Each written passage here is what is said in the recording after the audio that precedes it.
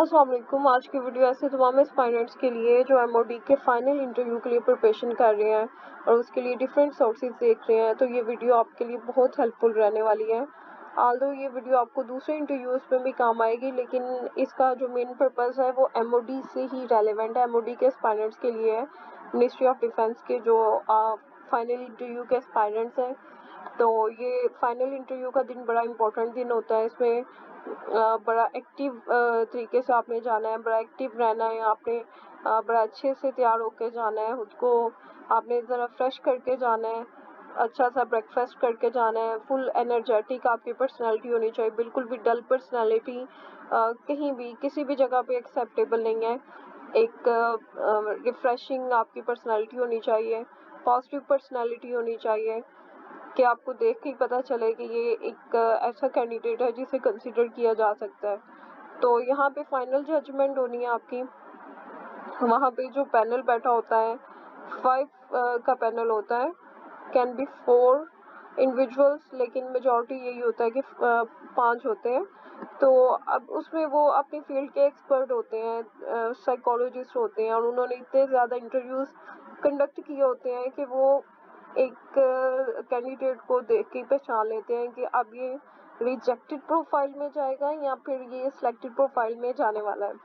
तो इस वीडियो में मैं 5 ऐसी मिस्टेक्स कवर करूंगी जो कि कैंडिडेट्स अनइंटेंशनली कर देते हैं और बाद में उन्हें आइडिया भी नहीं होता है कि उनके फेलियर की क्या वजह बनी है, किस वजह से वो फेल हुए हैं, जबकि उनकी परफॉर्मेंस तो ओवरऑल अच्छी थी। तो इसमें मैं 5 मिस्टेक्स को शेयर करूंगी, लेकिन इसमें से जो 5th वाली है वो तो मोस्ट इम्पॉर्टेंट है, क्योंकि वो 90% जो स्टूडेंट्स हैं वो इसमें इसे कमिट करते हैं और बाद में उन्हें आइडिया भी नहीं होता कि why they are rejected for this post. Okay, अब इसमें अगर डिटेल में जाएं तो सबसे पहली मिस्टेक करते हैं कैंडिडेट्स, वो झूठ बोलने का होता है। झूठ हमने किसी भी जगह पे नहीं बोलना। अगर आपने कहीं पे भी झूठ बोला, किसी और इंटरव्यू में भी, तो आप गए, वो आपको कंसिडर नहीं करेंगे। उन्हें ऐसा कैंडिडेट चाहिए ही नहीं होता जो उनके साथ झूठ बोले वहाँ पे इंटरव्यू में उनके सामने बैठा हुआ। आपका जो इंटरव्यू होगा उसमें उन्होंने आपसे पूछना है आपकी पर्सनैलिटी के बारे में, आपकी पर्सनल लाइफ के बारे में, आपके चाइल्डहुड ट्रॉमास के बारे में, आपकी लाइक्स डिसलाइक्स के बारे में, आपकी लव लाइफ के बारे में, आपकी रिलेशनशिप स्टेटस के बारे में, हर चीज़ के बारे में पूछेंगे। आपकी जो बैड हैबिट्स हैं उनके बारे में पूछेंगे। अगर आप बोलेंगे कि नहीं मेरी तो कोई बैड हैबिट है ही नहीं, या फिर आपको अपनी कौन सी आदत बुरी लगती है, आप चेंज करना चाहते हैं, आपको अपना कौन सा ऐसा रिलेटिव है जो बुरा लगता है, कोई ऐसा बंदा जिससे आपको नफरत हो, उसकी क्या वजह है, कोई ऐसा बंदा जो आपको बहुत पसंद हो, उसकी क्या वजह है, आपको गुस्सा किन चीज़ों पे आता है, वो सब कुछ आपसे पूछेंगे। तो आपने कहीं पे भी आपने झूठ नहीं बोलना है, या फिर आपने अपनी पर्सनैलिटी को फेक या आर्टिफिशियल नहीं शो करना, ओरिजिनल पर्सनैलिटी आपने शो करनी है, चीज़ों को सिंप्लीफाई करना है। अगर आप झूठ बोलेंगे, आप ओवरलैपिंग करेंगे, आप उसमें कोई फेक सिनेरियो बनाएंगे, कोई गलत बात उन्हें बता देंगे, कोई झूठी बात अपने बारे में बता देंगे, तो यहाँ पे ही आप जो है वो रेड कर देंगे आपको, मतलब आपको रिजेक्टेड कैंडिडेट की लिस्ट में एंटर कर देंगे। तो आपने झूठ नहीं बोलना, आपने यही कोशिश करनी है, एक पॉजिटिव तरीके से आपने अपनी पर्सनैलिटी को आपने शो करना है। कुछ ऐसे कैंडिडेट्स होते हैं जो डिफरेंट एस्पेक्ट्स में झूठ बोलते हैं, और आपने एक बात याद रखनी है, आपने अपना जो रिटन साइकोमेट्रिक दिया था उसे कंसीडर करते हुए आपने अपने ये आंसर्स देने हैं। आप ऐसे नहीं करना आपने कि आपने वहाँ पे कुछ और लिखा था लेकिन आप यहाँ पे तो कुछ और बता रहे हैं, यहाँ पे आपकी कॉन्ट्राडिक्शन आ जाती है। इस तरह से नहीं करना। जो आपने लिखा है आपने वो याद करना है कि वो मैंने वहाँ पे क्या लिखा था, आपने उसी को अलाइन करना है अपने मेन इंटरव्यू में भी, और अपनी पर्सनैलिटी को आपने एक वो पॉजिटिव तरीके से शो करना है ताकि एक आपका पॉजिटिव परसेप्शन जाए। देन उसके बाद जो दूसरा आता है आपका होता है वीक, आपकी जो बॉडी लैंग्वेज होती है। वहाँ पे कैमरा इंस्टॉल होते हैं, जब आप जाते हैं पैनल के सामने बैठते हैं, उसके सामने एक कैमरा इंस्टॉल होता है जो कि आपकी बॉडी लैंग्वेज को वो जो 5 बैठे होते हैं वो तो पैनलिस्ट आपका देख रहे होते हैं, आपको जज कर रहे होते हैं, लेकिन उसके साथ साथ एक कैमरा भी होता है जो आपकी मूव्स को वो जज करेगा। आपकी जो आपके डिफरेंट गेस्चर्स हैं, आपके एक्सप्रेशन, फेस एक्सप्रेशन, आपने क्या बात की थी उस पे आपका फेस एक्सप्रेशन क्या था, इन सब चीज़ों को कंबाइन करना, अपने हैंड गेस्चर्स को बहुत ज़्यादा अपने हैंड्स यूज़ नहीं करने, और आपकी जो बॉडी लैंग्वेज, आपका जो बैठने का स्टाइल है वहाँ पे वो भी कोई वीक नहीं होना चाहिए कि आप वो बिल्कुल इकट्ठे होके बैठ जाएं। ठीक है, आपने थोड़ा सा एक्सपेंड करके बैठना है ताकि आपकी कॉन्फिडेंशियल जो है पर्सनैलिटी शो हो, और बिल्कुल आपने आई कांटेक्ट अपना उनके साथ, पैनलिस्ट के साथ बरकरार रखना है जब आप बात कर रहे हो, किसी चीज़ का जवाब दे रहे हो। ये चीज़ आपने लाजमी करनी है। फेसबुक ये यूट्यूब वगैरह से आपने वीडियोस देख के जानी है, डिफरेंट जो बॉडी लैंग्वेज, एक परफेक्ट जो बॉडी लैंग्वेज होती है इंटरव्यू के लिए वो लाजमी है। ये चीज़ आपकी बहुत मैटर करती है, ये आपने लाजमी सीख के जाना है।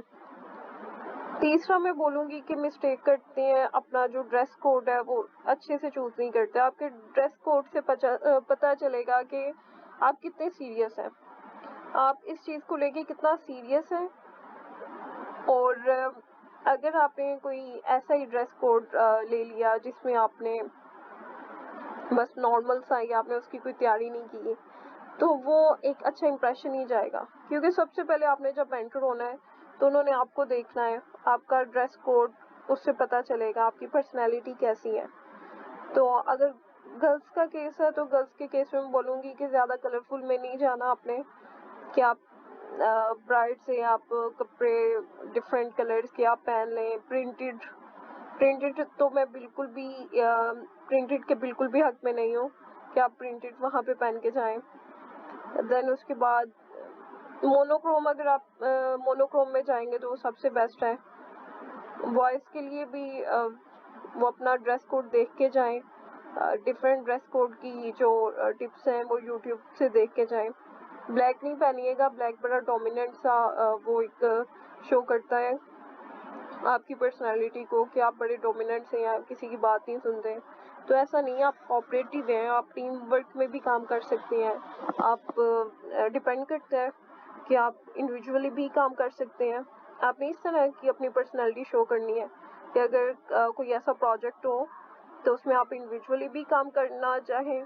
अगर वो इंडिविजुअली करने वाला हो तो आप इंडिविजुअली करेंगे, अगर कलेक्टिवली ये एज अ टीम प्रोजेक्ट है तो उसमें भी आप टीम प्रोजेक्ट में आप कोऑपरेटिव रह के काम कर सकते हैं। इस तरह की आपकी पर्सनैलिटी होगी। अच्छा, देन उसके बाद जो फोर्थ मिस्टेक है जो बहुत ज़्यादा स्टूडेंट्स करते हैं, अच्छा इसमें ये लाइन वाले में मैं आपको एक बता दूं, इसमें हमारे साथ एक बैचमेट थी, उन्होंने लिखा था अपनी जो हॉबी थी, उन्होंने लिखा था बुक रीडिंग। एंड देन उसके बाद उनसे पूछा गया कि किस किस्म की बुक्स आप पढ़ती हैं, तो उन्होंने कभी कोई बुक पढ़ी नहीं थी। तो जो एक बुक तो उन्होंने कहा कि मैंने तो कौन सी आपकी फेवरेट बुक है, उनसे जब पूछा गया तो उन्होंने बोला कुरान पाक है। देन उसके बाद उन्होंने पूछा और कोई बुक्स आप पढ़ती हैं, आपकी हॉबी है बुक रीडिंग, तो उन्होंने कहा उन्होंने तो कभी कोई बुक पढ़ी नहीं है। एक्चुअली वो आपको वहाँ पे काफ़ी कंफर्टेबल कर देते हैं कि आप खुद ही बोली जाते हो अपनी पर्सनालिटी के बारे में, और कुछ ऐसे नेगेटिव पॉइंट्स भी बोल देते हो कि फ्लो में जब आपकी कन्वर्सेशन स्टार्ट हो जाती है, उस फ्लो में आप बोलते जाते हो, तो उसमें ऐसा होता है कि आप कुछ अपने जो नेगेटिव ट्रेड्स हैं वो भी बोल देते हो, तो वो तो एक डायरेक्ट आप लैंड करते हो फिर रिजेक्टेड वाली लिस्ट में। तो ऐसा नहीं करना, खुद पे कंट्रोल रखना है, अपने थॉट्स को ऑर्गेनाइज करके जाना है।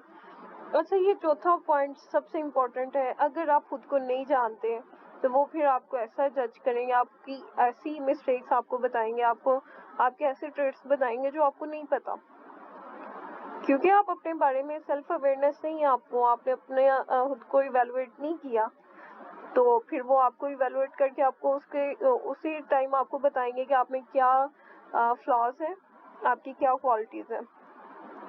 तो इसका सबसे आसान यही हल है कि आप अपनी जो पर्सनैलिटी है उसे इवेलुएट करके जाइएगा, क्या चीज़ें आपको पसंद है, क्या चीज़ें आपको नहीं पसंद, आपको किस चीज़ से खुशी मिलती है, किस चीज़ से आपको गुस्सा आता है। अच्छा, गुस्से वाली बात में आपने किसी माइनर सी चीज़ पे नहीं बताना है कि मैं छोटी सी बात पे ही गुस्सा आता है इस तरह से, नहीं।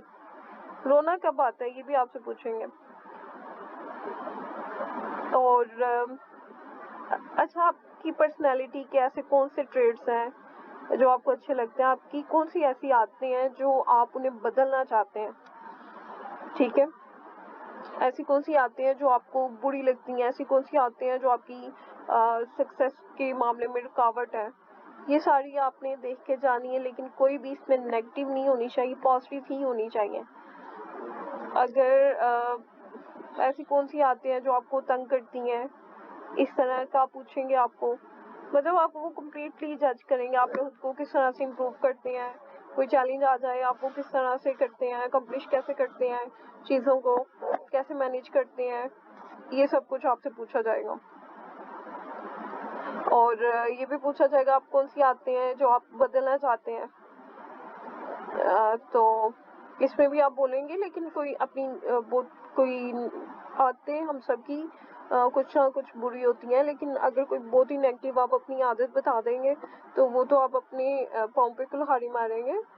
हाँ, इसमें ये है कि सच बोलना है, लेकिन आपने एक पॉजिटिव तरीके से अपनी पर्सनैलिटी को लेके चलना है जिसमें आपका पॉजिटिव परसेप्शन जाए। अच्छा, जो लास्ट वाली मिस्टेक है ये तो 90% स्टूडेंट्स करते हैं, 99% अगर मैं बोलूँ तो 95% करते होंगे। आप खुद को एक डिस्ट्रैक्टेड पर्सन शो करवाते हैं। ये किस तरह से करते हैं? अब होता ऐसे है कि वो एमओडी की जो टीम होती है वो आपको उसमें जज करना होता है कि ये इंसान एक डिस्ट्रैक्टेड पर्सन है या नहीं है, और ये उन्हें बहुत आसानी से पता चल जाता है। कैसे पता चलता है? अब इसमें ये है, सबसे पहली बात है कि वो वहाँ पे जहाँ पे इंटरव्यू होगा, जैसे ही आप एंटर होंगे आप फुली कन्वर्सेशन में इन्वॉल्व होंगे, तो कोई इंसान वहाँ से, कोई पैनलिस्ट जो है वहाँ से उठ के चला जाएगा। आप कोई बात कर रहे होंगे और आपकी कोई ऐसी बात होगी, शायद आपको लगा होगा कि मैंने कोई गलत बात कर दी है कि वो उठ के ही चला गया है। आपने देखना भी नहीं है, आपने इर्द गिर्द नहीं देखना, आपने नहीं देखना कि वो वहाँ दरवाजे तक गया है, वो दरवाजे को क्या कर रहा है, वो वहाँ से वो बाहर निकला है या वहाँ पे ही खड़ा है, कुछ भी नहीं देखना आपने। आप बात कर रहे हैं, आपने अपनी बात को कंटिन्यू रखना है। आप ये मेरी बात लिख लें, आप जब इंटरव्यू दे के आएंगे और जब आपकी सिलेक्शन होगी तो आप मुझे आगे थैंक यू बोलेंगे, क्योंकि ये सबसे मेन बात है और आपको ये कोई भी नहीं बताने वाला कि आपने इन चीज़ों को किस तरह से आपने फेस करना है और किस तरह से डील करना। अच्छा, या तो फिर ऐसा हो जाएगा कि कोई पानी लेके अंदर आ जाएगा, ठीक है, पानी रखेगा, आपकी नज़र जैसी उसकी तरफ जाएगी, आपकी वहाँ पे रिजेक्शन वाला उस ऑप्शन पे वो टिक कर देंगे। तो नहीं देखना आपने, वहाँ पे कुछ गिर गया है, किसी का कुछ गिर गया है, नहीं देखना। कोई सेलफोन, किसी को कॉल आ गई है उसी दौरान में, सेलफोन नहीं देखना। आपने देखना ही नहीं है वहाँ पे क्या हो रहा है, आपने बस ये देखना आपका इंटरव्यू हो रहा है, आपने आई कांटेक्ट रखना है पैनलिस्ट के साथ, आपका सामने कैमरा लगाया होगा, आपने इधर उधर नहीं देखना। ये बात आपने याद रखनी है। दूसरी चीज़, आपको ट्रिक करेंगे, डिफरेंट उनकी ट्रिक्स होती हैं, आपको इस चीज़ पे ट्रिक किया जा सकता है कि फॉर एग्जांपल आप वहाँ पे बैठे हुए हैं, ये आपका देखने के लिए कि आप ट्रस्ट करते हैं किसी पे या नहीं, किसी स्ट्रेंजर पे। फॉर एग्जांपल आप बैठे हुए हैं और वो आपको लेके जाएंगे वहाँ पे, फैकल्टी मेंबर्स होते हैं, वो आपको लेके जाएंगे जहाँ पे इंटरव्यू होगा, वहाँ तक लेके जाएंगे, आपको बिठा देंगे। लेकिन कभी कभी ऐसा होता है वो ट्रिक करने के लिए किसी आपके ही बैच में से किसी को कहते हैं कि ऐसा करें, जब उसको नेक्स्ट वाला जो है उसे बुला के लाएं, तो आप ऐसे ही चले जाते हैं अंदर बगैर किसी बेल के। जब तक कोई जो पहला कैंडिडेट गया हुआ है वो वापस ना आए और जब तक बेल की रिंग ना हो, नेक्स्ट कैंडिडेट के लिए बेल की रिंग होती है, और वो इस चीज़ में टाइम लगता है। तब तक आपने नहीं जाना, आपने खुद से नहीं जाना, आपने इन चीज़ों पे ट्रस्ट नहीं करना, आपने डिस्ट्रैक्टेड नहीं होना। आपने जैसे ही एंटर होना है वहाँ पे बैठना है।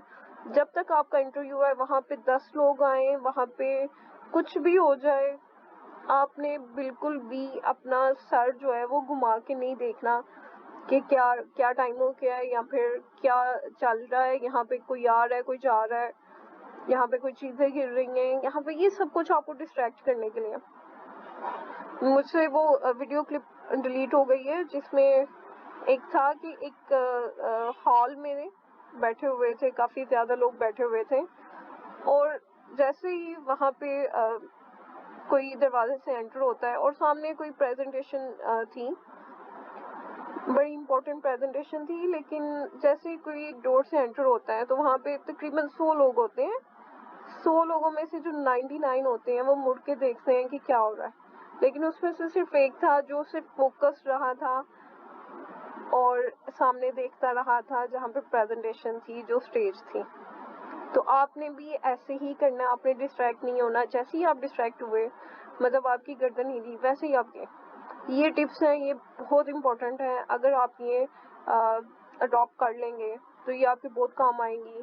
अदरवाइज आपने भी ये मिस्टेक्स की हर बंदे की तरह, हर कॉमन कैंडिडेट की तरह, तो वो फिर आपका फेलियर का ही बायस बनेगी। इन्हें आपने लास्ट में याद रखना है।